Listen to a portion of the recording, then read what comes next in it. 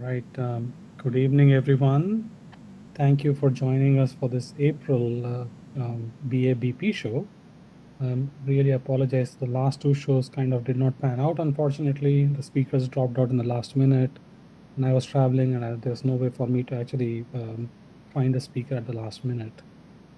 But we have Vivek here. A very exciting story that he has been sharing with us from a lot of I'm guessing a lot of birding and bird photography trips that you've taken in Central and South America. And This is the Vivek he's like, huh? one of the topics that he's really been pushing, and in fact he had shown us a few photographs earlier about tanagers, and I'm very excited that he has come back with a full hour of tanagers. And so Vivek, without further ado, please take it away. All right. Can you hear me fine now? Yes. Just want to make sure. Okay, excellent. Thank you. Perfect. Yeah. Thank you for inviting me again. So, today I'm talking about tanagers. This is one of the most spectacular families of birds in the New World tropics, and it's one of the biggest families. And there's a little bit of a history on the systematic. So things have moved around. What was called, what some things that were tanagers are now put in sparrows or in cardinals, and things that were cardinals are now in tanagers. And so it's interesting. So we'll briefly talk about it, but mostly want to just celebrate these birds, which are sometimes called the jewels of the Neotropics. You could probably get a sense from this mosaic here why that is. And in terms of pictures that I'm sharing here, a lot of these are from Vayun, who's my son. And in fact, if it's a better picture, it's probably his. And it's something that he started birding with me and photographing a few years ago with more modern equipment, and he's a better photographer. So it's a mixture of both of our pictures. And we're calling it Chasing Rainbows, a photographic journey into the world of tanagers. So I was pretty thrilled about preparing for this because this is one of my favorite groups of birds. So when last time I had given a talk, we talked about only the non-passerines for the first time, which is like the first half of this slide. Then the next time I started talking about the passerines, but by the time we got to the bottom here, which was the tanagers and the allies, we were running out of time. So we decided, let's come back and spend more time on this. So, all the entire birds in the world are sometimes classified as non-passerines and passerines. Passerines are perching birds. They have the third hind claw is backwards, and it helps them grip things, so they're called perching birds. And this is all the families of the perching birds, and our birds of interest are down here. In the most recent classification, they all kind of come at the end of the sequence. And so that's where we'll go and spend our time today. My fascination with tanagers really started right at the start. I've told before about how it was macaws. I saw the macaws in Delhi Zoo, and that sort of turned me towards the wonders of the Neotropics. But it was really the tanagers that got me even more hooked. And it was this book, The Birds of Colombia, and this is the cover of the page. And these are some of the Mountain Tanagers. And I actually have my book right here. This is The Birds of Colombia. It's still one of my favorite field guides. And you can see pictures like you saw that cover. I don't know if the camera can pick it up or not, but I just wanted to jump to a page on the tanagers, Mountain Tanagers in particular. And you look at that if you're sitting in a room, on a cold winter day somewhere, and then you look at these plates after plates of colorful tanagers, then you get fascinated and say, one day, hopefully, you'd like to go chase them. You can just see page after page of these beautiful little tanagers. So I've traveled throughout the Neotropics in terms of in pursuit of these birds, including the tanagers, obviously, all the way from the northern edge of the Mexico-U.S. border, then through the Caribbean, Central America, and then South America. Tanagers tend to they're everywhere. So this is one of the things about this family of birds has radiated and spread out, and multiple species have formed, and they have went and basically colonized most terrestrial ecological niches. But a huge diversity is out here in the Andes. Then there is another group of tanagers. Some of them are endemic, but there's a huge amount of diversity in the Atlantic forests of Brazil and Brazil and southern, southeast, South America. And there is another set of endemism and some diversity in Central America. And then lowland also has its own specific tanagers. And some tanagers are widespread. So it's a very, very diverse family. And the history of that is believed to be that they might have originated in the old world.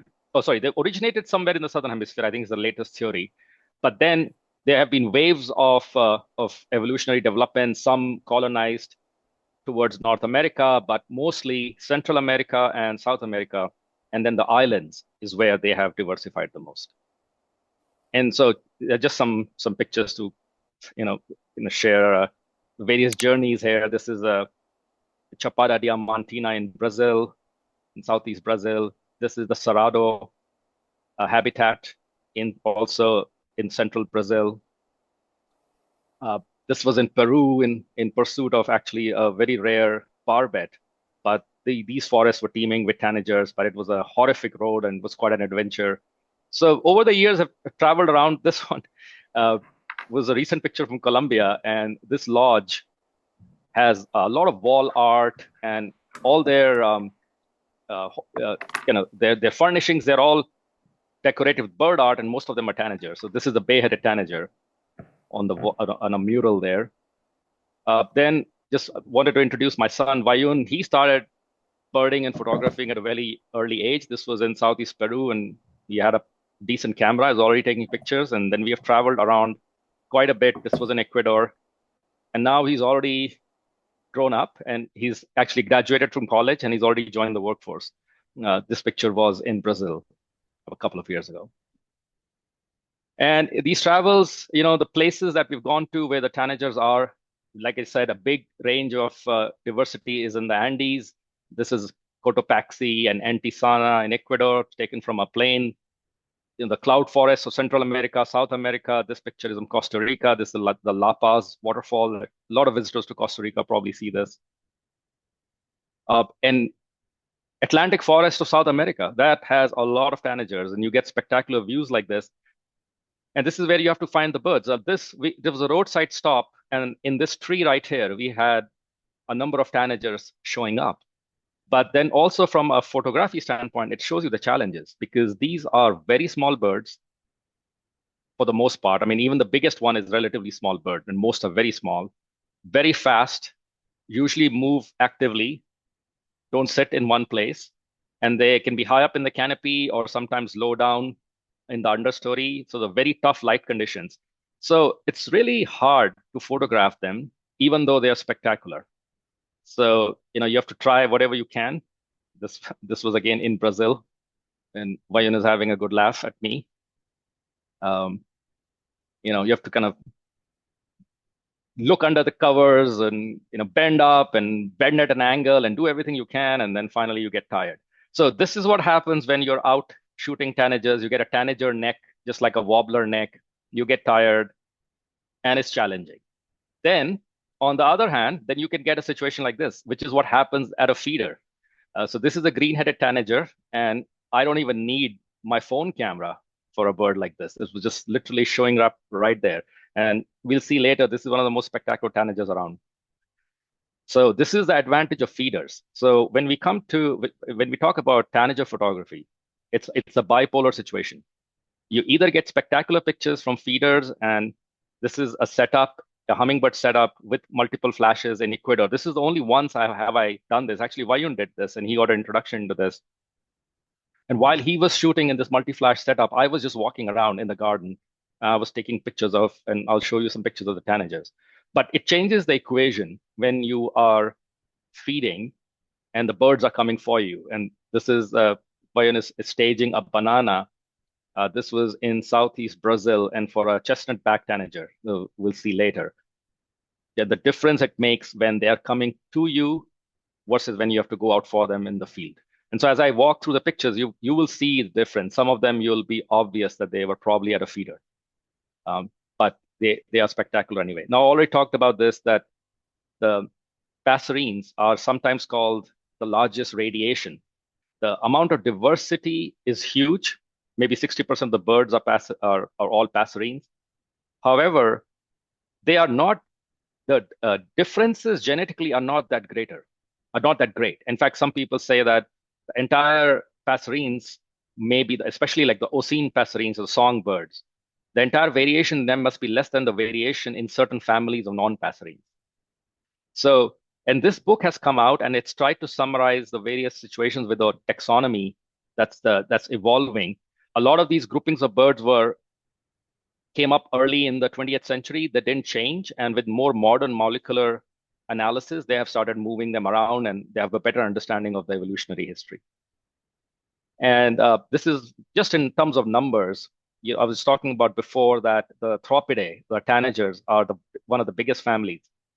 In fact, it's I think other than the flycatchers, they are the biggest family, 377 birds. And then you include some of the relatives, like the New World sparrows and the cardinals, and the group is even bigger. So this is the more modern grouping, and I'm just sticking with it. This is the one that's used in eBird. It's used in Birds of the World. And I have a feeling that the Handbook of the Birds of the World uses the same one, that eventually things will converge and it'll be something like the one we are using today. So without much more ado, let's just start jumping into the picture. So we'll start with the family of finches, euphonias, and allies. And the reason to include this is that it has certain birds, like the euphonias, which were once considered tanagers. And they meet all the criteria for tanager. They're beautiful, they're small, they eat fruits. And so I'm going to show them here because they were, at one time, they were tanagers. So euphonia, it's a tawny-bellied euphonia.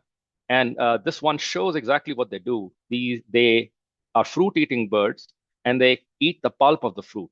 And so their bills are adapted to crush the berries. And a lot of it is mistletoe type berries, blueberries, blackberry, kind of those kind of berries, crush the pulp and eat it. So I wanted to show this picture for that reason. But then they are one of the most photogenic group of birds you'll find, and they do come to feeders a lot. So there are lots and lots of pictures of euphonias you will find in any Neotropical portfolio. And they're always a joy. And if you see them in the right pose, you want to grab them. This thing, I believe, is they're very confusing. They all have the same pattern. Many of them have the same pattern of a yellow belly, blue back, and some variations of that. So I believe this is a thick-billed euphonia. I'm already forgotten that one. Sorry about that. 1 second. I'm gonna check something here. All right. I think it's a thick-billed euphonia. This is a female. So they are sexually dimorphic. So the males are spectacular. The females are very similar, some shades of olive or gray. This is another thick-billed euphonia. And so a lot of them, they're one of the more widespread groups of euphonias. They are distributed among the Andes and in Southeast America, in the lowlands, a few species in Central America. In the Atlantic forest, you get the violaceous euphonia. So it's a beautiful violet color, but you can see the similar pattern, and they both have the yellow chin. This one shows a better color on the violaceous euphonia. So I love the euphonias, and they're always a joy if you get them in the feeder. This is an orange-bellied euphonia. Here you can see the difference from the previous one. Those were the ones with a yellow chin, and this one has a black throat. So there's a few of those which have a black throat. So this is orange-bellied euphonia. And then this is a female. Nice light. So even it is a pretty bird, small, cute bird, even if it doesn't have the color pattern of the male. And then this one breaks the pattern. This is a chestnut-bellied euphonia, and it's spectacular with its blue and this sort of mixture of colors with the yellow tuft on the shoulder, the chestnut belly. And this one is in eastern Brazil. This one, it's not a sharp picture, but I included it because it used to be it's still called the golden-rumped euphonia, but it's actually now considered a chlorophonia. And you can see that it's bigger, it's dumpier, and it is a little bit similar to these chlorophonias. The chlorophonias are just spectacular. And only one of them have I ever seen come to a feeder, and which was this one. This is a blue-naped chlorophonia. And this was in Machu Picchu in that hotel on Agua Calientes. And this is the only time I saw one come to a feeder because they are just stunning. And even if the picture doesn't do justice, this was when the first my encounter with a chlorophonia was this golden-browed chlorophonia in Costa Rica many years ago before I started photography. And it was in the Savegre Valley. It was sitting at eye level on a tree just off the trail. And when the sun hit it, its plumage glowed. And every feather, it almost looked like it was dipped in paint, and there was certain iridescence to the feather. So, but this is one of those species that I have not seen come to a feeder. So it's very challenging to photograph it, and this is the best we could do. This was in a later visit to Costa Rica. But I wanted to include that just to point out that when you see one of these tanagers or chlorophonia or some of the later tanagers in the right light, they just have a pattern of colors and an iridescence that's very hard to find in other species of birds. So that's a golden-browed chlorophonia. And this is a female of a chestnut-breasted chlorophonia. I don't have a good picture of a male, but the female is also lovely. And it has this nice blue head with the rufous brow. And you can see it's feeding some kind of fruit here. I don't know what that is. So I like that picture also for that reason. And this is yet another angle of that. And you can see that it on its own, the female is lovely. But the male with this a chestnut runs through the breast with the yellow belly and a chestnut breast, it's amazing. And then the same family, though, of these finches or the Fringillidae, it also has our finches. So like this evening grosbeak, a pine grosbeak, evening grosbeak. This evening grosbeak was actually right outside our home in Sunnyvale. And it was feeding on this Chinese pistache a few years ago. And I had reported it on for our local birders. And it was a great opportunity to photograph it. But it's the same family of birds. You can see the similarities of this conical bill structure, affinity for food, fruits and seeds. And then our finches. So this is a Lawrence's goldfinch. It's a North American bird, obviously, but I included it here because it's part of the same family. And this was in Montebello a few years ago when I was doing a summer bird count there. Then we move on to the next group of birds, the New World sparrows. Okay, again, the relatives of the tanagers. At one time, all of these birds were considered part of a mega family, at least in certain groupings. And then later works have split them up. But the New World sparrows is, again, a very big family, lots of different species, and lots of different genuses, genera, as well as species. So I thought it was worth including them here. And this is the reason why it's sort of confusing. And this is a bird called the tanager finch. So, even the name is confused, a tanager finch. And it's been debated a lot where it belongs, but I think with the modern molecular analysis, I think it's now solidly placed within the New World sparrows. It's only found in the Andes of Colombia and Ecuador, more of the western slope. And if you see it, it's exciting because it is a relatively rare bird. And this picture was taken in Colombia on our last visit. The first time I saw it was in Ecuador many years ago before I had a camera. I was so excited when I got one. It's lovely color, and as you can see, it's like with a striped head. It has a resemblance to certain kinds of sparrows and brush finches, but it's now firmly placed within the sparrows. The tanager finch. Then these are what were once called bush tanagers. Now they just go by their genus name Chlorospingus, and they are also now part of the family of sparrows. So this is ashy-throated Chlorospingus. And these bush tanagers, they move in flocks. They are kind of very gregarious and one of the more common birds in mixed species flocks that you will see in the mountain forests of the Andes as well as the Central America. So this is the ashy throated Chlorospingus, or ashy-throated bush tanager. This is a sooty-capped bush tanager. Sooty-capped Chlorospingus, I think this is endemic to Costa Rica and Panama. This is a dusky Chlorospingus. This was coming to a feeder in Ecuador. And finally, this is the common Chlorospingus. And this picture was in Costa Rica. It was actually attacking its reflection in on this car that was parked. And we have in our home a spotted towhee does the same thing during the breeding season. It's doing it right now at this time of the year when it comes and attacks its reflection. I think it's probably because it thinks it's a rival. But this was an interesting pose. We got that sitting on the car attacking its own image. Then, since this is the New World sparrows, it does have all our sparrows are in there. And in South America, one of the relatives in the genus where we have our grasshopper sparrow, one of the species in that is this yellow-browed sparrow, which is widespread throughout South America and the lowlands. And in fact, it's one of the only sparrows that look like our New World sparrows that's common in South America. And this was taken at a small airstrip in Peru while we were waiting to go take a plane we were looking for the white-masked antbird, and we had time to kill at the airport.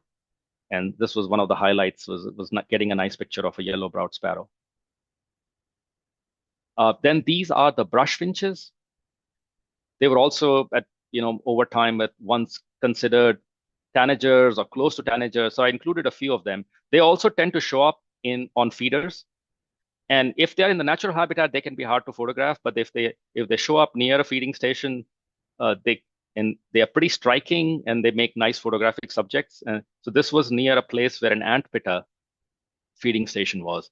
And this is a gray-browed brush finch. This is from Colombia. This was actually a large family of a large group of birds was once called the stripe-headed brush finch, which has now been split into 8 different species. And this is one of them. So these are the olive-backed brush finches. This one I included because this was a special bird. It's the same group, but it's called a sparrow. This is the São Francisco sparrow. And it's endemic to Brazil in the valley of the São Francisco River when it flows through the Caatinga habitat. And this was during a trip a few years ago looking for endemics. And this was a surprise that we actually saw this, and I was able to get a photograph of that. But I threw it in there, though, even though it's called a sparrow, you can see it has the same pattern of a striped head. The São Francisco sparrow. And then this is one of the more widely distributed brush finches. It goes through Central America to the Andes, and it's a chestnut cap brush finch. Then finally, in this group of sparrows, there's one sparrow that's like a trash bird in South America, and especially in the Andes, and that's the rufous-collared sparrow. It's actually very handsome. So even though it's everywhere, if you get a nice picture of it, it makes a very nice subject. And so I have 3 different pictures I think I've included here which I really like, all of them. I think this was in Colombia. This was in Costa Rica. This is Wayun's picture. It was sitting on top of this flower, so we thought made for a nice composition. And then this was almost 11,000, 12,000 feet in Colombia, and was calling in the morning, and I really like the pose. So this is actually a Zonotrochia sparrow. And so it's the same genus as our white-throated, golden crown, white-throated, and Harris's sparrow. So I just threw that in there. Harris's sparrow, this was taken on our near Ano Nuevo. So it's a North American bird, but it's exactly the same genus as that South American rufous-collared sparrow. Then a few other finches, which are also fall under the New World sparrows. This is a large-footed finch, and this is endemic to Costa Rica and Panama, the highlands, the Chiriqui highlands. And it's a very spectacular looking bird. It's very large, very interesting. And then we have our own towhees. So then there's a group of birds which are called the Melozone genus, and our brown California towhee in there. The brown towhees, Aberts, Canyon, and then California, they're in the same genus. This was right in our backyard, actually. So I just want to keep showing some relationships where I can with our birds and when it's the same genus. So the Melozone has some ground sparrows in there, in Central American ground sparrows. This is a white-eared ground sparrow. It's actually one of those birds that only when you see it in the field, you see how colorful it is or striking it is compared to its field guide. And this is restricted, very localized in a few places in Central America. And then this is one of those ultimate endemics. This is a Cabanis ground sparrow. It's only found in San Jose, Costa Rica. I think there may be a few other areas are outside of San Jose where it might have been reported now, but otherwise it's literally only in the greater metropolitan area of San Jose, Costa Rica. And it was my nemesis. Despite multiple trips to Costa Rica, I had never caught up with it. And a couple of trips ago, finally managed to get a picture of that. So this is the same group as our California towhee, even though it's a different color. And then there's the other set of towhees that includes our green-tailed towhee. So this one, yes, actually, this one is a different genus called Pipilo. And the green-tailed towhee is in there. Our spotted towhee is in that genus. So there's relatives to these birds. And then a close relative of them is this yellow-thighed finch. These yellow thighs that it has, if you see them and they're displaying them properly, like here when they bend down and they display the yellow thighs, they're really striking. Often ground dwelling, like our towhees, they will be scratching on the floor or scratching on the ground and the undercover, but sometimes they'll fly up. So again, endemic to Costa Rica and Panama. And then finally, in this family of New World sparrows, which are some of them relatives to the tanagers, are the yellow breast finches, brush finches. And this is a yellow-breasted brush finch from the Andes. And this is a northern slaty brush finch. And again, this was coming to a feeder, nice light. Otherwise, it might be considered a dull bird, but when you get it up close in a nice pose, it's pretty striking.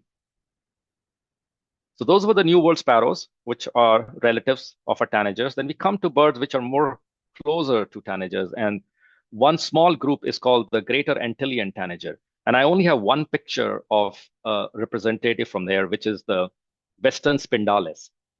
So there are 4 species of spindalises across the main islands of the Caribbean. So in Jamaica, in Hispaniola, and in Puerto Rico. And then we have the Western spindalis that's in Bahamas and a few other islands. So this was in Bahamas. It was considered a close relative of the tanagers. Now it's in a separate family. And then some of these other islands, they all have endemic tanagers. And palm tanager, for example, there's a Puerto Rican tanager. So these Caribbean tanagers are an interesting group, and you have to travel across multiple islands to try to see them. Then there's another group of I think 4 species, which have been broken out into their own family, and they're now called the Mitrospingid tanagers. And the one that I have a picture of is the dusky-faced tanager. This picture is from Panama. So these range from Panama into Western Colombia and Ecuador.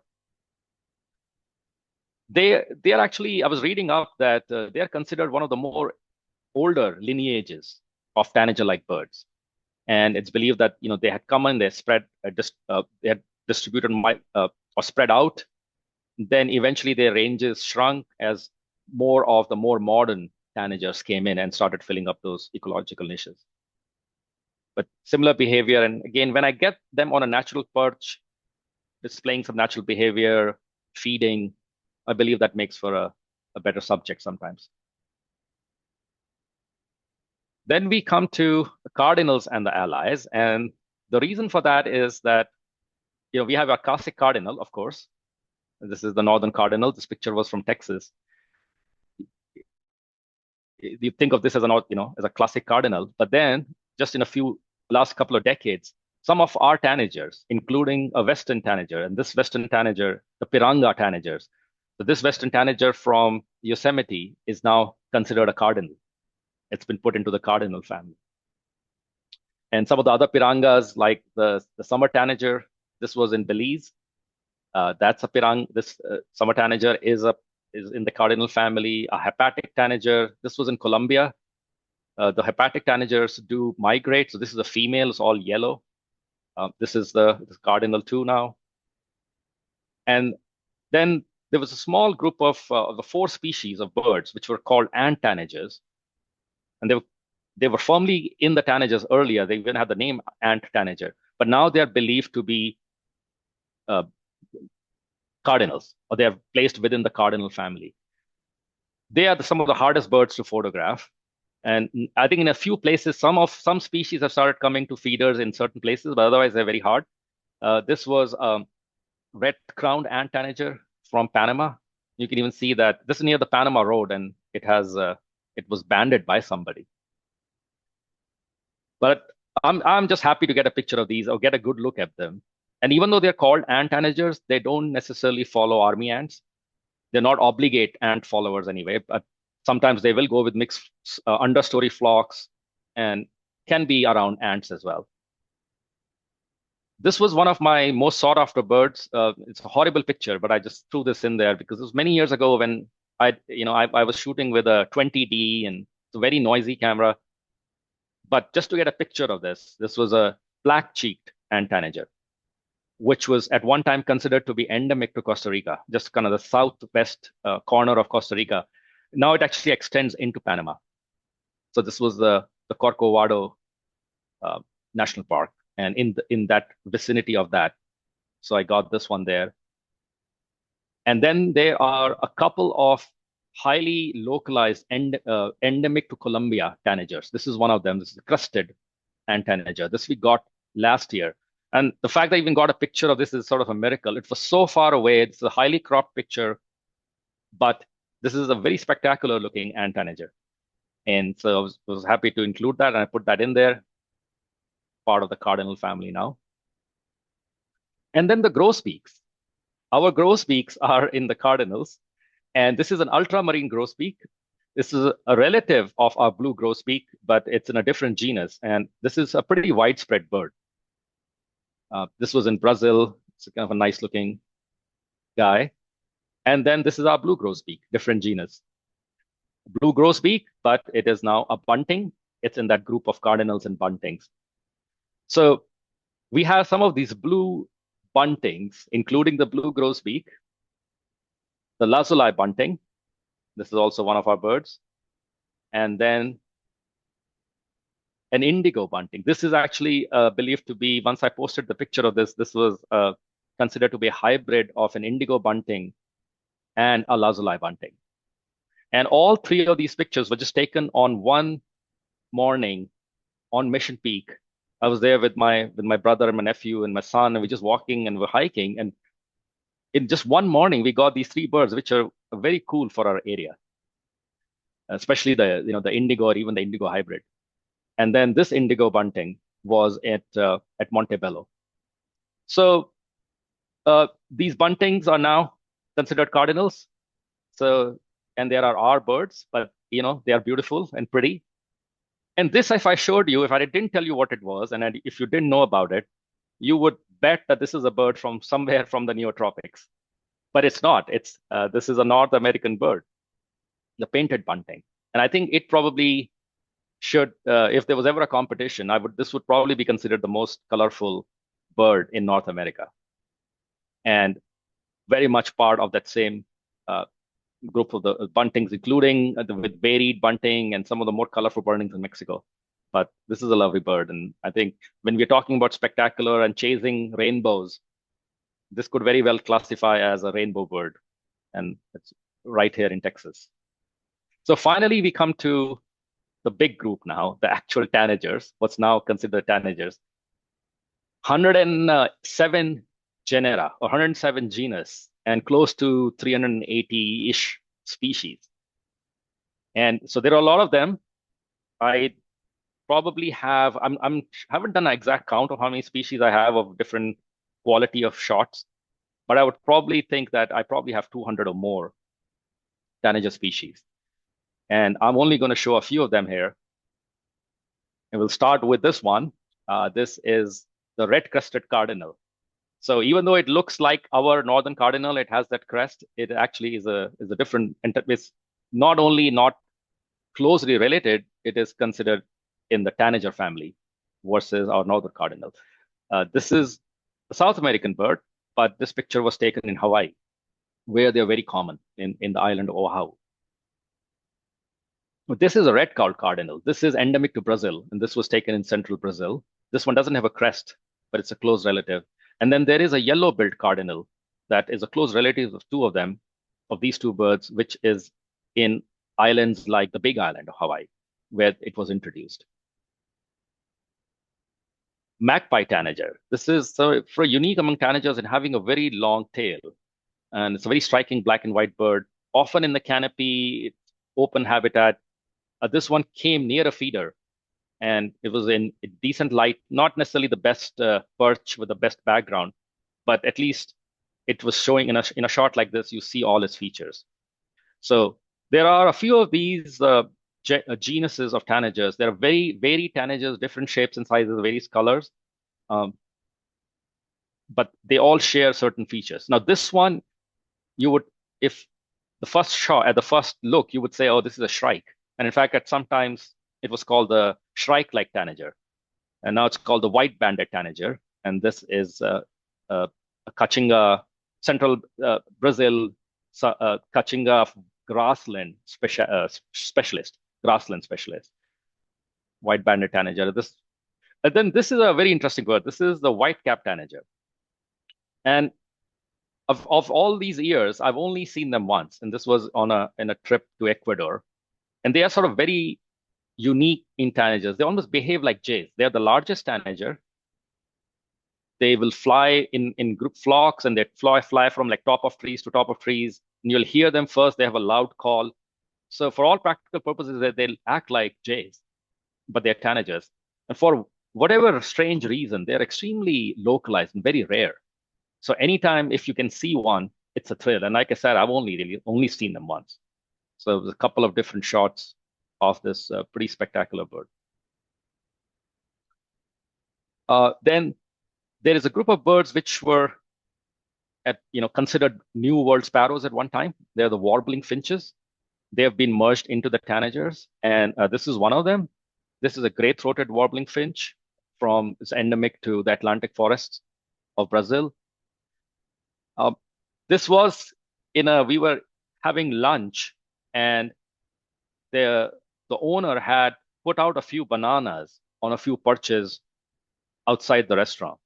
So the middle of the day, kind of not the best light, but it was a nice, relaxing afternoon. And this was one of the thrills, was getting a nice close-up. Even though it was harsh light, I still think it brings out the colors of this one. So it's a gray-throated warbling finch, and this is another angle of that. And this was a bird I didn't really know much about. It was in a field guide. I didn't really know what it was. And then you see it in the field, and you're able to get a nice picture of it.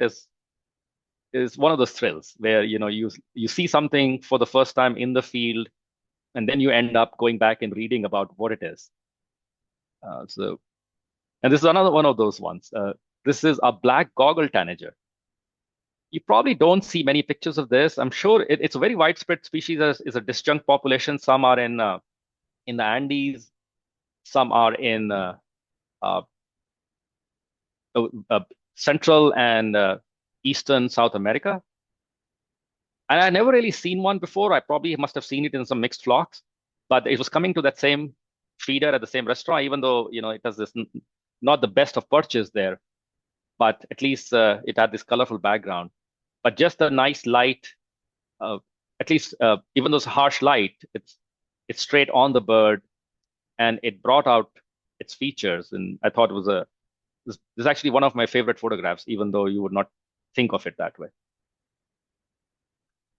This is more for completion of our as we walking through the groups of tanagers, because this is a representative of a group of tanagers that are pretty widespread. They are called well, this is a Loriotus, but it's a group of tanagers called the Tachyphonus, which are open area birds, and you often see them. This is a white-shouldered tanager, and a close relative of it is a white-light tanager, and this is the female of that. So in the Tachyphonus genera, the males and females are pretty different. And females are mostly various shades of brown. But this was a nice picture in Trinidad in Asa Wright Nature Center when it was open. This is Vayun's photograph. This is again one of those birds that I really only didn't know anything about. I knew of it as a picture in a field guide, but during a trip to Brazil, in the same restaurant that I was just talking about, this one showed up. It's a ruby-crowned tanager. It's a handsome black bird, and it does have a ruby crown, but just like the kinglets, you don't see the crown unless it's displaying it. But nevertheless, I like the composition in that with the Y folk tree, and very hard to take pictures of all black birds. But I think this one, the light brought out some of that iridescence. So I really like this one. Then there is a group of these tanagers which will be very familiar to anybody who travels through the Neotropics. They are the Rhamphocilius, and there are 8 species of those. These are the quote-unquote the silver-beaked tanagers, and this is the one that's actually called the silver-beaked tanager. And you can see that it's the lower mandible, the big lower mandible is a silver-white color. In my first trip to the Neotropics was to Iquitos in Peru, and this was like a trash bird there along the banks of the Amazon. So I thought this is a very common bird. And mostly I was seeing them in the shade, not in the best light, and they're just looking like a drab black bird with the silver bill. But they're actually in good light. They have these beautiful shades of red. And so this is the male, and the female is a little bit dull. But the main thing about this Rhamphocilius group is that they are distributed throughout the tropics, and they kind of distribute the tropics among them. And they all follow the similar pattern, but there are various shades of red and black with the silver bill, and they kind of split up the tropics between them. This one is a crimson-back tanager. This is from Colombia. And you can see the black belly there. And this is a different, this is a relative in the same group. This is the crimson-collared tanager. This was from Costa Rica, Belize, Costa Rica. Spectacular bird. Kind of hard to do justice to it sometimes because the reds, get oversaturated. The blacks are dark. But if you can, I'm okay with this picture because at least it shows both the colors, and you can see the same pattern as this other Rhamphocilius. And this is the female feeding on fruits, showing its typical behavior. The reason for this one is that this was a very, very highly localized bird. This is the Huallaga tanager. So it's also Rhamphocilius. And unlike the other Rhamphocilius, which are very widespread over there, wherever they range, they're pretty widespread and common. This Huallaga tanager is only in the lower Huallaga Valley in northern Peru and nowhere else. And it's somewhat related to the crimson-back tanager that I'd shown before. So not the best picture. I mean, this is a typical picture that you will see. This one is near a feeder. It came onto this branch before it comes to the feeder, so it gives you opportunities to get a close-up like this. This was near a feeder, even though it was feeding on the natural fruit, but still came in close enough to get a nice picture. But otherwise, you get things like this. And very rare bird, important, but it's a speck in a photograph. You have to highly crop it, and you just don't get the image quality, but at least you get a record shot. On the other hand, this one is one of my favorite pictures. It's actually Vayun's picture. I have a similar one. This is a Brazilian tanager. This is endemic to the Atlantic forest, also Rhamphocilius. And this was during rain, and we were just driving back, kind of given up on birding that afternoon after the rain. And then we saw this right by the roadside.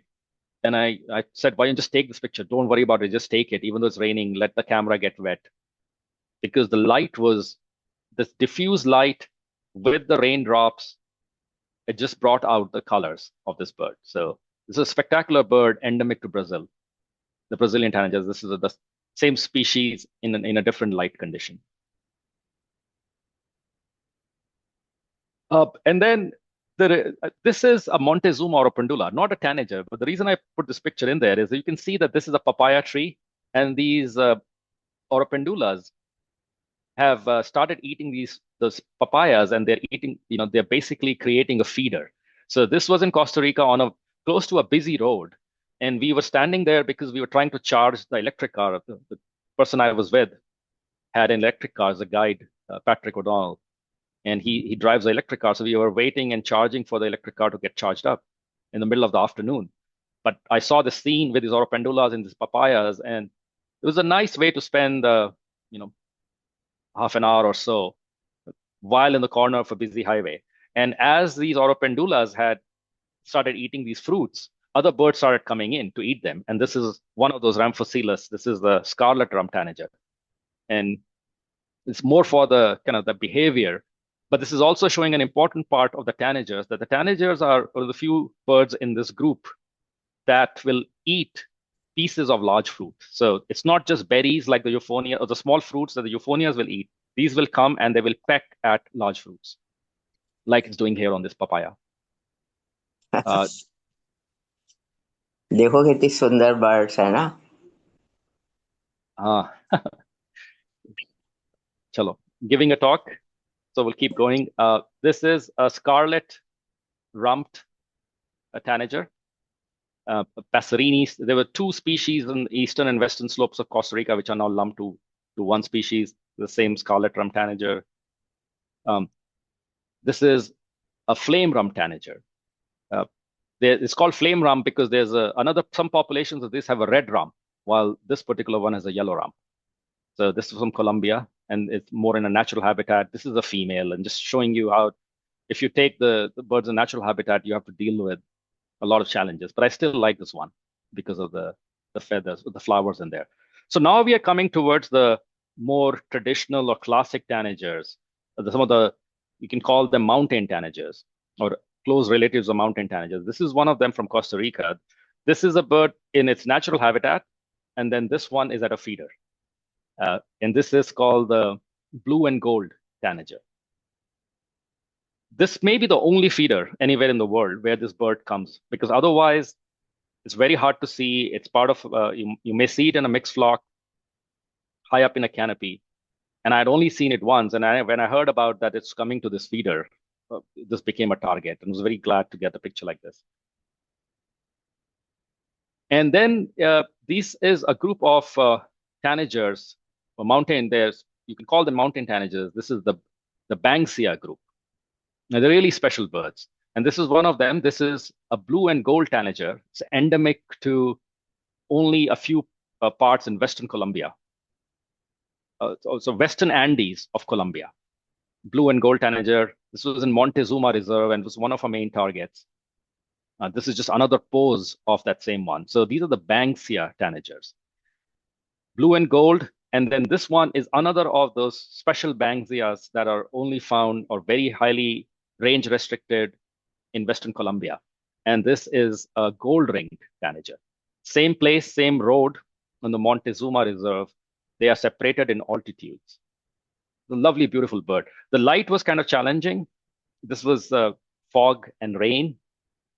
So I had to kind of recover some of the colors, but I think it still does justice to this bird, especially with its the yellow, the pattern of yellow and black on the head. And it was of course, until recently, you couldn't go to Colombia, or these kind of places were not safe to travel, parts of the Western Andes. Now it's perfectly fine. And it's really heartening to see that the local population and the local economy is now, is focusing on ecotourism. So much so that you can see here that of this town, the Pueblo Rico, which is a gateway to the Montezuma Reserve, their mascot is a gold-ringed tanager. So a bird that's barely known to even most birders, it has become the mascot for this town, because perhaps most of the people, tourists who are coming here, are probably coming to see the gold ring tanager, as well as that black and gold tanager. And then talking about chasing these kind of rare birds, rare tanagers, this was a trip that Vayun and I had made because our target here was a bird that was quite a legendary bird. This is a rapid assessment program, or RAP program. This was a report done by Ted Parker when he was alive. And it was about this remote region, the Cordillera Condor, which was a remote region on the border of Ecuador and Peru. And it's a place which is similar to it looks reminiscent of the tepuis of Venezuela. This is the Nangaritza River, the valley of the river with this. And in this area, which is across, and this is Peru, this is that border region of Ecuador and Peru. There was actually a border war. So this area was very remote and was inaccessible. But here, the orange-throated tanager was discovered. And this is, its name is Wetmore-Tropis, after the ornithologist of Wetmore. And you can see what gives its name. It was originally only known from one valley on the Peru side of the border, in which that place had become very hard to access for birders. So when it was discovered on the Ecuador side, even though this region was remote, a road had been built. It suddenly gave an opportunity to get close to seeing this bird, which was one of the birds that I always wanted to see. So not a great photograph, but at least we got to see it. And so we're very thrilled, and I'm pointing to the tree where we saw this one. And that's the road that has been built. And with the road, the negative things also start coming in. Like, for example, here, the gold miners have come in. And these remote and pristine forests are basically getting damaged now because of gold mining. So we now come to that group of birds that we saw in that original cover, this cover of the Birds of Colombia. This is one of them, the hooded mountain tanager. Clearly, it's a feeder photograph, but you can see now why the tanagers are, why they are the photographer's favorites, and kind of always a big hit at a feeder. So this is the hooded mountain tanager. This is a blue cap tanager. It's now merged with the mountain tanagers, even though and it is in the same habitat, the Andes, same feeder. This was in Ecuador on a feeder. This is a blue-winged mountain tanagers. So these are I always mess up the genus name for these. I think it's I'll have to say this correctly. The Anisognathus, the Anisognathus, 5 species. So one of them is this blue-winged mountain tanager, and then the black-chinned mountain tanager. So these are the feeders. And then this is a lachrymose mountain tanager. So lachrymose means like crying, because it has this teardrop-shaped yellow patches. Lachrymose I've never seen come to a feeder, but this was in a natural habitat, but still it's a nice photograph. And this, though, may be one of the more commonly seen mountain tanagers. And unlike the other ones, which are yellow, this is red. And this is a scarlet-bellied mountain tanager. And this was in Colombia feeding on the berries. Probably one of the first mountain tanagers most people will see. It's probably this one and the hooded mountain tanager. And then look at this guy. It's like so different. It's somewhat related to the Bothropises and the Anisognathus mountain tanagers, but it's endemic to the highlands of southeast Brazil. Completely different from anything else. And it's a diademid tanager. The diademid means a crown, so it's because of this red and white crown. It was very common, but they were hard to get a photograph of because they were just moving around everywhere, and they're always in bushes. So when it came and sat on this perch, we were thrilled to get this shot. And then this group of tanagers, also the mountain tanagers, Andean tanagers, their genus name is Irisodornis. And the Iridosornis, and then it's derived from the Greek to Latin, and it literally means rainbow bird. So the iris from Greek means rainbow or iridescent, and then ornis is a bird. So this is the reason for the title of my talk also. Even though this, in most kind of light situations, you don't really see the colors. And even if you look at the field guides, many of these of the how many of those are there. I think there are 5 species. Even the field guides don't show the full colors, and you really need to see them in the right light. But anyway, this is a purplish mantled tanagers endemic to Colombia. This is a yellow-throated tanager. It even comes into northern Peru. I've only seen it once. Not the best photograph, but you get what you get. This, on the other hand, can probably show why the name of the rainbow. This is a golden crown tanager, and this was in Colombia, and it was on a dry, dreary day, and suddenly a flock of these mixed flocks with the yellow-breasted brush finches. You can see the one at the back. They came and they were feeding on this moss-covered branches, and it just looked so different. The nice blue against the low contrast of the rest of the landscape, and they was pretty far away, so highly cropped shot, but it was still quite a thrill. And now we probably come to what a lot of people probably see as the first tanager when they land at an airport somewhere in South America or Central America, which is the blue-gray tanager. It's almost like a trash bird, but it's still beautiful. And it's a group of birds called the Tropis tanagers. And there are several, most of them, most of the range is the blue-gray tanager, and there are several subspecies spread between Central America, Trinidad, and South America. So I have just put in some pictures of 3 different species, 3 different subspecies, and they vary in kind of the extent of white on their wings or blue in the wings. But when you get them in nice light, they're very pretty birds. And then there are relatives of those in eastern Brazil. This is Sayaka tanager. So close relatives, they don't overlap with the blue-gray. This is an azure-shouldered tanager. You can see the blue shoulder there. So in the range where the Sayaka and the azure-shouldered occur, the blue-gray doesn't occur. And then the third species in that group is this golden chevron tanager, also from the Atlantic forest. And if you notice here, this was at a feeder. These leafcutter ants, I don't know if you can see them in the picture there. There was a line of them carrying pieces of the bananas that these tanagers are coming for. So I really like this shot. And then to complete the group of, this is a yellow-winged tanagers from Mexico. So I think I have only one of these Tropis tanagers that I don't have, which is a glaucous tanager from Venezuela. So other than that, all these other ones are relatively common. And then we come to more of what the classic tanagers, the tangaras. These are the small group of very colored, highly colored tanagers. They all look very similar in their body shape, but they are just, the spectrum of colors is just mind-blowing.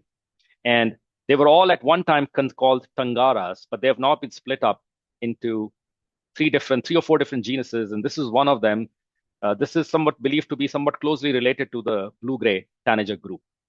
This is the golden nape tanager.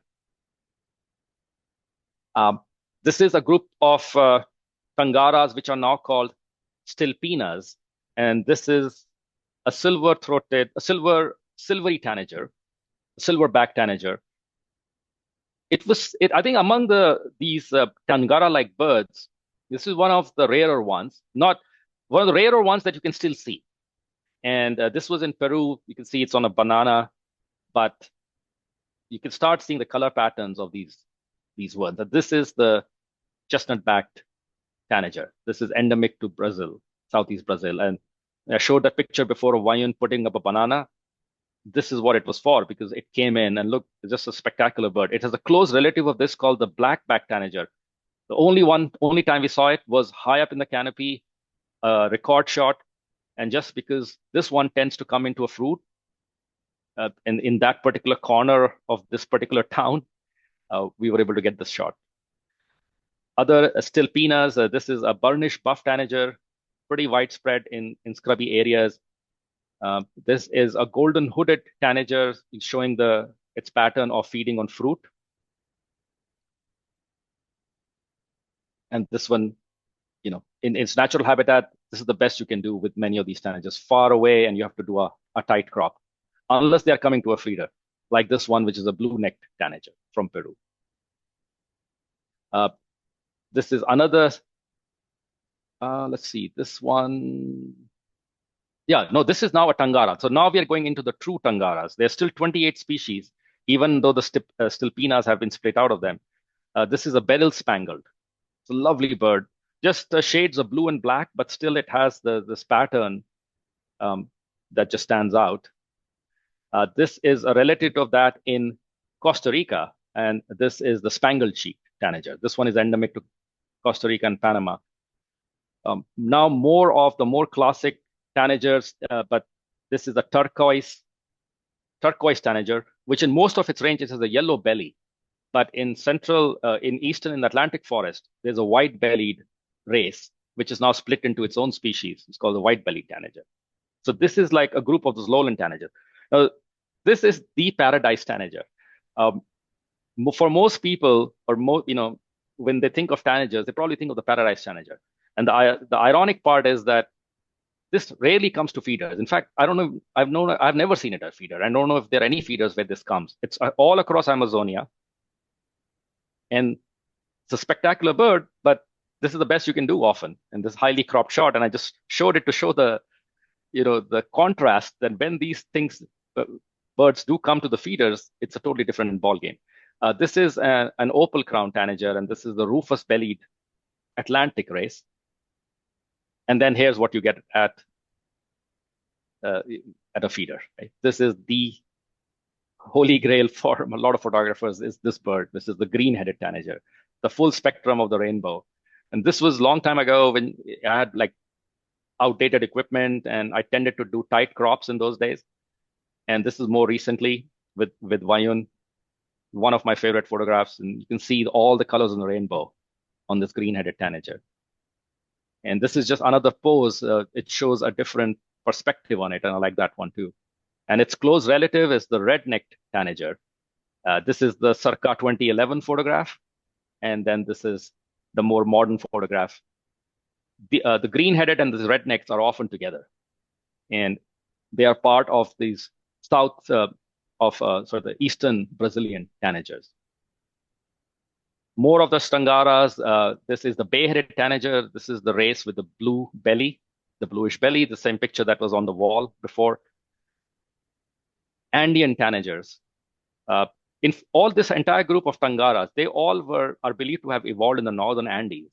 And then they spread out, some into Central America, some into the lowlands, some into eastern Brazil. And these next three are very similar to each other. Lovely birds. This is the golden-eared tanager. This is a saffron crown tanager. This one is a feeder, and unfortunately didn't give me a good perch, but at least the bird is there, saffron crown. And then this is a flame-faced. So you can see the similarities between those three. This is a green and gold tanager. I had seen it on my first trip to Peru. I was thrilled when I saw it. Saw it through binoculars. And then many years later, saw it at a feeder in Ecuador. And it was just mind-blowing. The colors, the way they glow. And I thought that the green-headed and the rednecks were the cream of the crop. But when you see this one in good light, it's pretty amazing too. And a golden tanager. And there are several subspecies of this. They vary in the depth of the color or the saturation of the yellow. This is more the colder yellow. And then this is on the eastern slopes. They get this more of a deeper orange. It's a golden tanager. Similar to those, a close relative, even though this is a green one, it's the same pattern of like streaks on the back, but this is a green one. This is an emerald tanager from Central America. This is from Costa Rica. That's another pose of the emerald tanager. And then finally, the white-throated tanager. I think this is the last of the tangaras. This is in central. This is from Peru, from Costa Rica down to Panama. At a feeder, obviously, but just lovely. So tangaras are the quintessential tanagers. And then I think I'll just quickly wrap up now by quickly going through a few more groups. I think, again, we're going to run out of time. There's so many birds. But I will show a few of these Dacnyses, and then I think we'll call it a day. So these Dacnyses are considered tanagers too, nectar-eating, fruit-eating birds. This is black-faced Dacnys from Amazonia. The reason this is I put this picture in because this is the best you can do with this species. This is a yellow-bellied Dacnus, relatively rare, and always high up in the canopy, never comes to a feeder, but it's so different. Most of them, other ones are these blue kinds of Dacnuses, but this is a turquoise Dacnus, highly range restricted, sort of a mythical bird up until a few years ago. And I really had no expectation of actually seeing it on our last trip. And then we got a tip that it was actually being seen on a roadside stop. And we went there, and sure enough, we saw this. So it's a turquoise Dacnus. And this is the place where we saw it. It was literally this tree. And our directions were very specific. Go park on that, a GPS pin. We parked near there, went across the road, looked up in the tree, and after a few minutes of effort, we saw it. So highly range restricted endemic bird. This is a more widespread Dacnus. This is the scarlet-thighed Dacnus. It's not showing its red legs. This is in Central America. And this is the blue Dacnus. This is the quintessential Dacnus. It's all over Central and South America. And this is the female of that, which tends to have a completely different color pattern. Honey creepers, part of the same family of tanagers, nectar-feeding birds. This is the purple honey creeper. It has yellow legs. This is the male, and it's a female. And the female is pretty spectacular too. It has this mixture of colors in there. So I think among the female honey creepers, this is one of the prettier ones. And then you have the red leg relative of that. This is called the red-legged honey creeper. Very similar. It has this blue crown, red legs. And this was one of Vayun's early pictures from Belize. And we really like this one because the red legs match the color of this, I believe it's like a coral flower. And this is one of those honey creepers that can come out in the open. And so this was on a snag in the two of them. So I really like this picture, so I included that in there. And then the green honey creeper. You can't go to anywhere in the Neotropics and be at a feeder where you will probably one of the 7 subspecies of green honey creepers, one of them will show up. Very nice subjects, and this is the female. Is very different than the males. And at one time, these were considered relatives of the original tangaras. Is a Green-headed Tanager. Very nice pattern, and this is a widespread bird, but this is the Atlantic forest counterpart, which is the rufous-headed tanager. I think I'm just gonna stop now. I can probably, unless if there are questions, or if there are no questions and we have more time, I can go through a few more, which are primarily the flower piercers and some of the seed eaters. Actually, why don't I do that? Let me quickly click through them, and we can complete our story. So the flower piercers are tanagers, and they are very different from the others, that they don't eat fruit. They are actually nectar feeders. And in fact, they steal the nectar. So here's a picture of a slaty flower piercer, and you can see that it's piercing the calyx of this flower, and then it steals the nectar. So it's considered a nectar robber. And that's when you see it in a natural habitat, but they will come to the feeders, and they will come to the hummingbird feeders and take nectar. And this is a chestnut-bellied flower piercer. This is an endemic to Colombia. This is a white-sided flower piercer. This is the picture I was talking about when Vayun was shooting on a multi-flash setup. He was shooting for hummingbirds. I was taking pictures of these flower piercers that were moving around. This is another one, say the similar flowers. I think these are called the Elbution flowers, or the Indian mallow, Chinese lantern family. That seems to be the favorite for these flower piercers. So this is the white-sided flower piercer, and this is the female of that, but it's still you can see the white-sided there. These nice curved hook bills, those are the more common ones. They'll come to a feeder. This is an indigo flower piercer. This is much more rarer, and when they are up in the canopy, this is the best you can do. It's a tightly cropped shot. When they come to the feeder, you get this. This is a masked honey creeper. Masked flower piercers, very pretty. Colombia, in the Andes. Some of the seed eaters are now firmly in the tanagers, and this is one of them. This is a plain colored.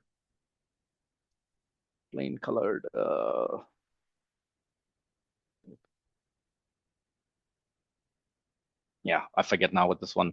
It's a plain colored seed eater, I believe, from the Andes. We'll skip this one. Saffron finch. some of the yellow finches, and the one that's most widespread is the saffron finch.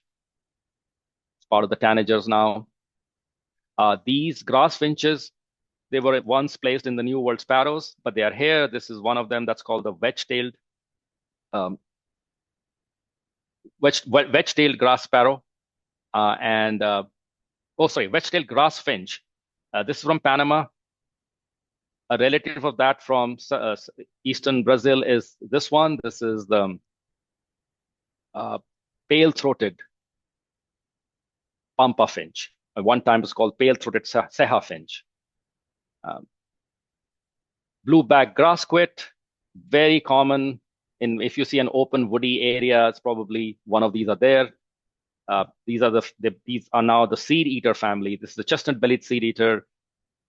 Very hard to photograph in general, but if you get them close and they are just feeding nearby, and you see them doing their natural thing, they're eating on the grassland, the grass seeds. Chestnut-bellied seed eater. This was in the same airport in Peru. This is a female of a ruddy-breasted seed eater, and you can see again that it's eating the flower, eating the seeds. The reason I went to this place was actually to photograph this bird. This is the Nicaraguan seed finch. So this is, one time this was localized within Nicaragua, but now it's spreading into Costa Rica. And it was in the marshes in the north of Costa Rica near the Nicaragua border. And it was coming there. You can see this large bill there. And some other seed eaters, this is the variable seed eater. This was in Panama, doing its thing, eating seeds, grass seeds in particular. This is another one of the different one of those variable seed eaters. This is a morelet seed eater. The reason for this picture is this is the only breeding tanager now in North America. This used to be called the white-collared seed eater. It's in Rio Grande Valley. And after all the reclassification is done, this is really the only resident tanager in the borders of the lower 48 is this guy, morelet's seed eater. Yellow-bellied seed eater, very widespread. White-throated seed eater, on the other hand, is endemic to Brazil in this high dry habitat on the border of the dry forest and the rainforest. These are the mountain seed eaters. A couple of them, the plumbeate seed eater, that's the male, this is the female. This is an aberrant bird, but it is a tanager. It's called the red-crested finch. This was in Ecuador. It's a localized population in Ecuador. Beautiful with the red and the green, the green background. And this is a banana quit. And the banana quit is acting like a flower piercer. This is the same that same Albution flower.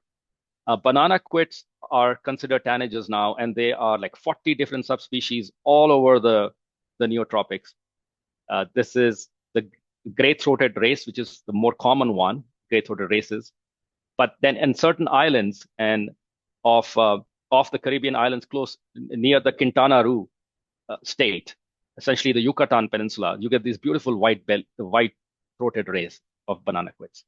So this was in Belize and on the Cape. And finally, coming to the end here, the saltators. They are now placed in the tanagers. This group, they're big, heavy bills. This is a black-throated tanager. This is the more common one. This is the quintessential tanager, the buff-throated tanager. It's a more common one that you see everywhere. Cinnamon-bellied tanager. And I wasn't even aware of this bird. I mean, it was kind of nondescript in the field guides, but when I saw it in the field, I was like, what is this one? And this was a golden-billed saltator. This is from Peru. In the grass quits are here, and this is a yellow-browed grass quit. Grass quits are interesting because it is believed that one of the grass quits is a species that colonized the Galapagos. So the Galapagos Darwin finches are believed to have arisen from a dull-colored grass quit, which is a relative of this. And the Darwin finches now are tanagers. So, and this is a close relative of the dull-colored grass quit. This is a Caribbean black-faced grass quit. So I hope to go to Galapagos this fall. And if I was giving this talk later, then I would have potentially included some more tanagers, which are basically the Darwin finches. So there's an endless diversity of birds. This is a Cuban grass quit, so different, from what you saw here. They actually occur together, but it's just lovely bird, endemic to Cuba, now also in Bahamas. And then this one, a greater Antillean bullfinch. Again, a species I didn't know anything about. When we were in the Bahamas on Abaco Island, I saw this, was like, wow, what is this? A mind-blowing bird. So this is the reason for the endless fascination for birds in general, and tanagers in particular, when you keep getting surprised. So with that, I will end. So thank you very much, and thanks again for your patience for going over. Just had too many things to show. Wow, Vivek. I mean, I don't know what to say actually. It's just the collection is amazing. And I think there were a few comments I'm just going to read out, but before By the way, I that, just wanted to show you one thing. So, we at the end of a movie, you have the blooper reel. yeah, So here's a blooper reel, right? So if you're not careful, this is what you will end up. So this is a silver-throated tanager and a crimson collar tanager in Costa Rica. This is obviously not a shot you want. So you want to wait until they move away from the fruit. yeah. You get a chance to get a nice pictures. Right. I'll stop sharing. Yeah, I'll quickly take the questions then. Yeah. I was just going to say, how long did it take you to put together this slide deck? This is just amazing. Quite a lot of time, actually. Yeah. Okay. But it was fun. And Okay. I had to go back and find my old pictures. There are actually many more which I could have gone back to, but it would have required like digging through. I'm not very well organized on my archives. It's probably something I should learn. Mm. So it's like they're just distributed over various hard drives over the years, and then now you have to go scan through thousands of pictures to find a tanager in there. So, but Yeah. it was a lot of fun to do this. So I'm glad that you gave me the chance. This is fantastic actually. Yeah, this is a thrill, and thank you for sharing. Actually, it's open for Q&A if anybody's interested. In the meantime, I'm just going to just read out the comments. Uh, let's see. Let's see if I go back Okay. actually. Sorry, I Stop lost. sharing. Yeah. So it says wonderful, wonderful to see beautiful birds. And then, yeah, there actually people are, Suchi is asking, which birding tour group did you go to with Colombia? Is it possible to share? I can share it. It wasn't a group. I mean, it's a company. I guess it's a company. I know the name of the guy. I have it on my WhatsApp. If you can share it But with the group, I'm happy to send out the yeah, email. Yeah. but there's so many. Colombia is just booming with bird ecotourism. It's just booming. Yeah. And there's so many good birding and birding guides, and they can do the first time trip, and where you want to get a broad spectrum of things, to highly specialized range restricted endemics, to photography. So there are a lot of choices. Yeah. And a lot of people are on Facebook, for example. A very strong presence of Colombian bird guides. I do have one person I went with who's also superb, just really fantastic. Unfortunately, I'm blanking out on the name of our company and the guide, but I'll find. Okay. Yeah, please share, and I'm actually also happy to share the name of the guide that I went with. Another spectacular person. And then John Crowell says it's charming stories and beautiful photos and a great presentation. Thank you again for taking the time to put that together. And in general, I think everybody's talking about how, I mean, just spectacular photographs. I think it's just a subject, right? This group of birds just lends itself. But That's I why. think I agree the photographs, but I think what I felt was very different in your presentation, and I really appreciate is how you're connecting them. I think that to me made a lot of difference in how it's easy to show photos, right? But I think the breadth of knowledge is very clear. So it's just amazing actually. Just to hear them, see the connections, right? I think it was spectacular. Thanks. Yeah, I mean, I think that's what makes birding fascinating, right? It's a window into various things, right? There's a window into geography, into evolution, into ecology. And I think it's when you dig a little bit deeper and try to understand the relationship between the species that we end up learning more.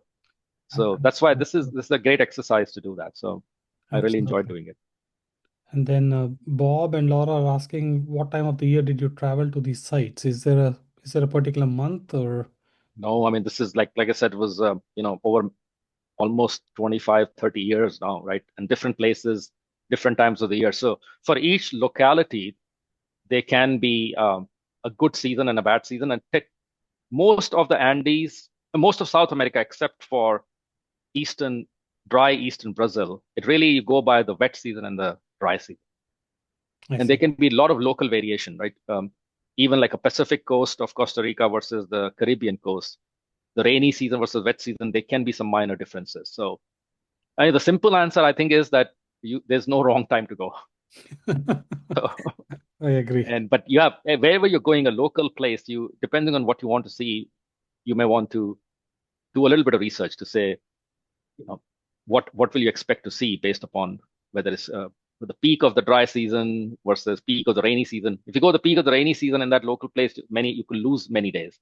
But then when the rain does clear up, you might get diffuse light if you're a photographer.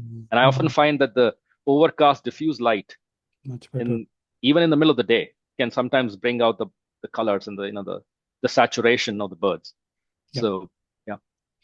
So you use eBird for research, or any other website that you recommend? Well, yeah, Google. I mean, Google searches, eBirds. Okay. Facebook connections. Okay. So many resources now, I think. Yeah, exactly. Yeah, I agree. But of course, it's easy now to just go with a guide, go with a tour company. Once you have a plan with them, it becomes so much easier for somebody who's traveling on a limited amount of time.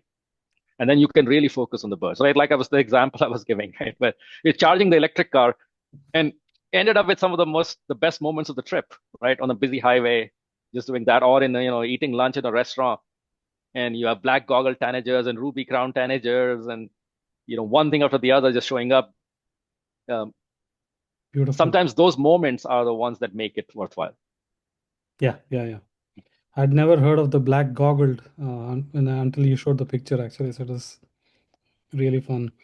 Maybe it's a stupid question from my end, but also shows my knowledge on these. But so tanagers are neotropical birds. Only in the neotropic. Okay. So Western Hemisphere. Well, Western Hemisphere. Okay. Right. And now, like I was saying, with the new classification, if you consider North America outside North America as in USA, right? Then you only have one tanager in there, which is that white collared seed eater, more or less seed eater.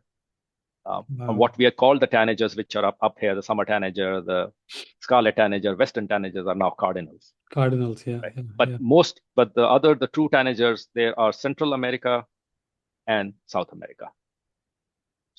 Oh, okay. New World tropics. I see. Yeah, fascinating. And then maybe a very common question, multicolored tanager. There actually is one, yes. The multicolored tanager, it's in Colombia. Okay. It is not a tangara. Sometimes you think of, I felt, it must be a tangara. Then it's actually in the same genus as the glistening green tanager and the orange ear tanagers, which I actually have pictures of those. I decided not to show them because they were not true tanagers. Well, no. They are tanagers. They're not in the genus Tangara. Oh, okay. So since we are out here, let me just show them.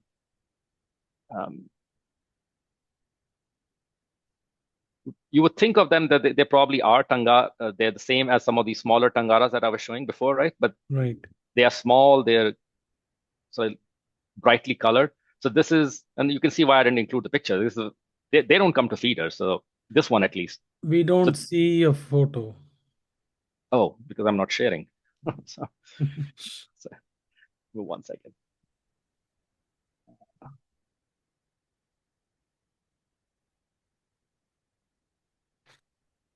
You can see now? We see the reel, but not exactly a photo. Yeah. Okay. Now? Yes. Yeah. Okay. So this genus, and I'll screw up the name, so I won't say the name of the genus, but there are 3 birds in that genus. This is one of them. This is a glistening green tanager. And then a relative of that is the orange ear tanager. And then the multicolor tanager is the third one. So that's endemic to Colombia, into southwest Colombia. And I think near Cali. And I believe there are some sites where it even comes to a feeder. Yep. And it is, it's just purely spectacular bird. And There's another one. It's called the 7-color tanager. Oh. So that is a tangara.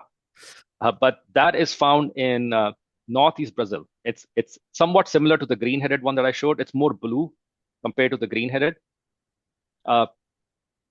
This is one I'm missing. I'm missing the multicolored, and then I'm missing this one too. It's a sort of a sad story with the 7-color tanager. It's in the states of Pernambuco, Alagoas, and Pernambuco, which are corner of northeastern Brazil with Atlantic forests, which have been completely devastated. They're like down to just a few patches, and there's one reserved. And I think that's in that reserve is where the 7-color tanager is. So when I actually wanted to go there back in 2011 with Ciro Albano, Ciro actually said that he didn't want to go there. He said it's sad to go there because there are a few endemic birds there, a foliage gleaner and ant wren, etc. You have to drive through hundreds of miles of deforested lands and degraded lands to come to these tiny patches. And so he talked me out of it. But that's where the 7-color tanager is. Oh, fascinating. I don't know if Leah is trying to share something, but we're starting to see her screen. Oh, interesting. Okay. Anyway. Maybe not. All right. No further questions, Vivek, but amazing show. Amazing. Really, thank you for sharing, and actually thank you for putting the effort to tell the stories and the connections. I think that was really spectacular. Enjoy doing it. Thank you so much. Yeah. Have a good night. Have a good night. Yes, thank you. Take Thank care. you all. Thank you. Bye-bye.